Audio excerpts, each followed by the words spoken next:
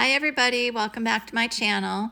In today's video, I'm going to use this Tim Holtz folio that I have never known what to do with until now. I bought this years ago when it first came out and hoarded it like so many of us do. And I thought that I would create a keepsake for my trip to England coming up to meet my pen pals. So I have created this in a vintage travel, writing, and mail motif. This is going to house just little keepsakes that I collect, maybe from restaurants, and maybe I'll buy some stamps to bring home, or I'll send some postcards home with the stamp so it has the stamping on it. And then I also have a Polaroid zip. It's a inkless photo printer, and you have a little app on your phone and print out from your phone, and it creates these little stickers that you can put into a photo album. So this is kind of what this is going to be, with tags and whatnot. This project was very time consuming. If I was to do this again, I would either decoupage or paint. I would not glue down large sheets of paper because measuring and all of that is just not my forte. So keep that in mind if you buy one of these. I don't know if this one is still available. It's kind of old, but I know there is a folio available of his, and just keep that in mind. It was kind of cumbersome to measure and cut, and then I still was off and I would have to trim it. So it was quite a project. These are mailing stamps. Like, they look like hand canceled mail that you would get, and they say things like fragile, airmail. There's a hand cancel on it. There's a confidential. There's even a Paris stamp on there. And I didn't use them all, but I kind of went a little crazy on this because what this insert is, at this point, I wasn't really sure how much of this you would see, but I would know that it was there because this later will be covered up with tags and pockets and stuff like that. You'll see later in the video, but I kind of just went a little crazy on it and used the stamps that I like the best, and they all represent mail. This is a cascading or waterfall type of effect that you'll get once you turn this around and glue it into the folio. You'll see in a minute.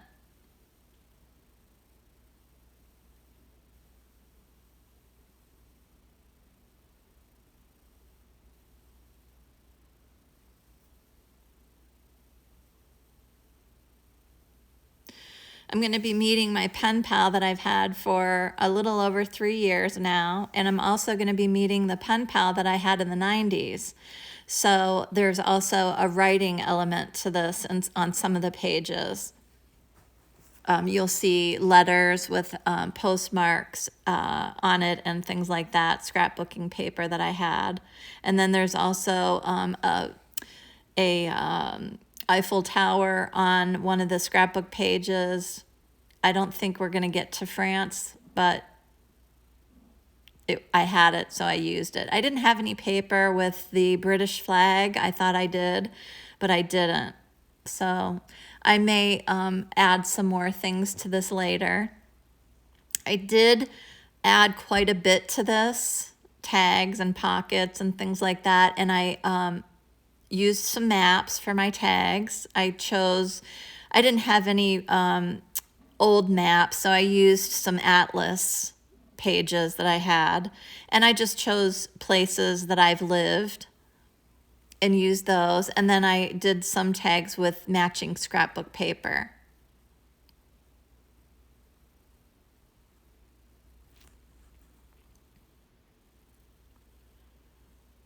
So I've already glued in the cascading waterfall, they call it, or cascade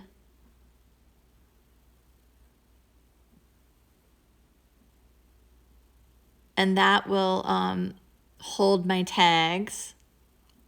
When you add paper to this type of thicker chipboard type folio, it gets very, very hard. Like there is no give to it. So that was the other reason why if I would ever do one of these again, I would paint it, I believe. I think I would just paint it and do a lot of stenciling and that sort of thing on it.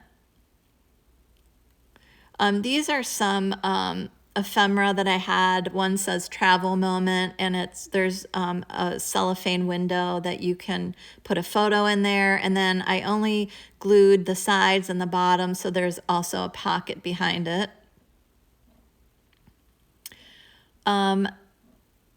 If I was to do this again as well, I would decorate the outside first. It worked out, but I had seams on the front and it was kind of bothering me. So I took some coffee dyed lace and I covered that up, and it worked out nicely. It does look nice. But this is time consuming to cover up all the little creases and seams, and then this elastic part, it took me 10 minutes to figure out how to put it back in. Once I removed it the first time, and then another 5 to figure out how to get it in the second time I had to remove it. So if you do this project, it's going to take a while. And I looked for videos on this, on how to do it, any tips or tricks, and I couldn't find any. I mean, it came out fine. It'll work for me for the purposes that I am making it for, but everybody was just showing the final folio that they had created, and you know, this is, I think it maybe would have helped a little bit to have somebody's take on how to do this. And then this is an awl. I thought, oh God, I don't know I'm going to poke the holes, but it worked perfectly. You just stick it in and then move it around in circles until you have your hole again, and it worked fine. See, it's getting very stiff to close. And then when I add on my ephemera to it, it's going to be very, thick and bulky. But I like it. It turned out fine. I do have a little bit of a couple little tips for you. If you're still with me, as we get there, I'll explain it. This is dollar store tape, and thankfully, it is very forgiving. It allows you to remove it and reposition it as needed. I don't know how repositional it will be once it sits for a while. It might be permanent, but when I made a couple of mistakes, you'll see that I was able to pull it off very easily. It just go very slowly, and if you make a mistake, it will just pull right off. I wish I had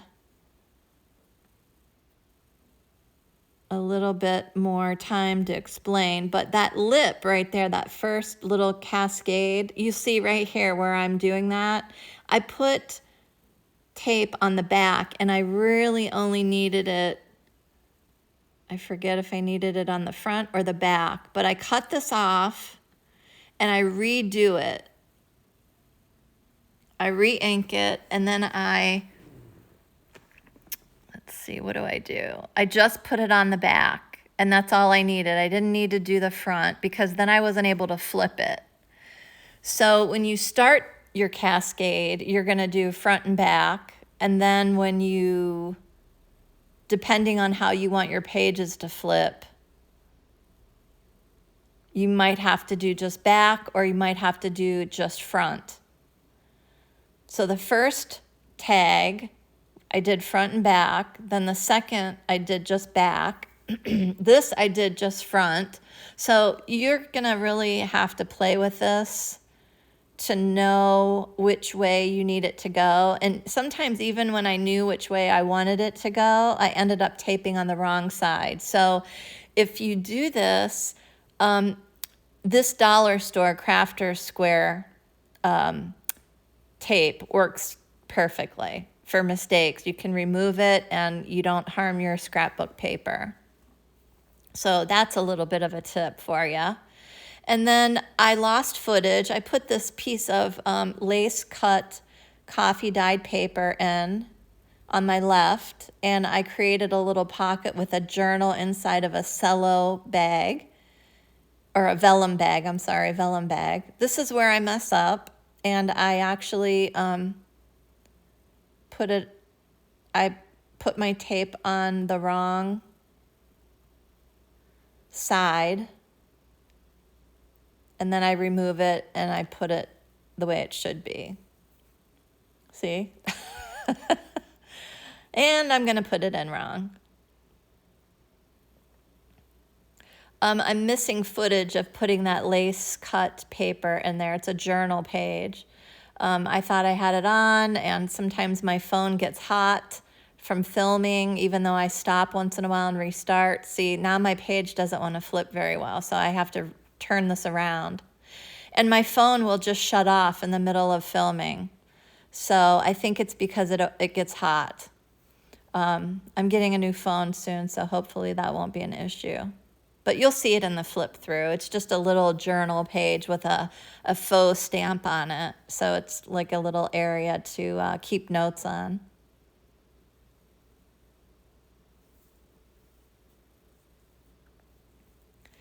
This is day 2 of working on this. So I'm kind of over it at this point. And I was going to put all my words and decorate it and all that. But right now I just covered the folio, and I managed to put my tags and my pockets in. And then when I use it with my pictures, that's when I will use my remember this and my noted and my documented and my whatever else I decide to put in there, stickers of any sort, because I don't really know what picture is going to go where.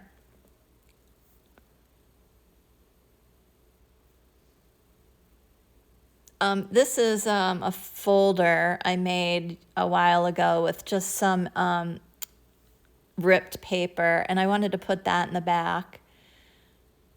And I thought, why not? Let's just try it. And I thought this would be good for full pieces of paper or tickets or receipts, just whatever. And once I do the photo album, I will do a flip through once it's complete, and that'll probably be, I would say, mid-December. I'll do a flip through of this. And that is it. That is the outside. This is a pocket and a photo holder. There's a tiny little envelope down at the bottom, and then all my tags and hiding spots, my little journal spot, another little pocket.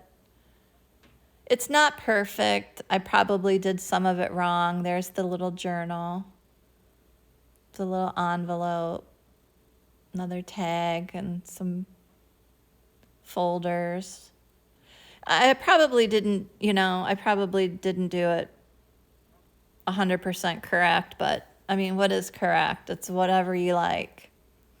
And the front was aligned when I glued it, and when it's closed, it does look off a little bit, but hey, it will work just fine. All right, I hope this gave you some tips and tricks and ideas on how to do your own folio. Thank you so much for being here. I appreciate it. Please subscribe, like, and comment, and I hope to see you in the next video. Bye.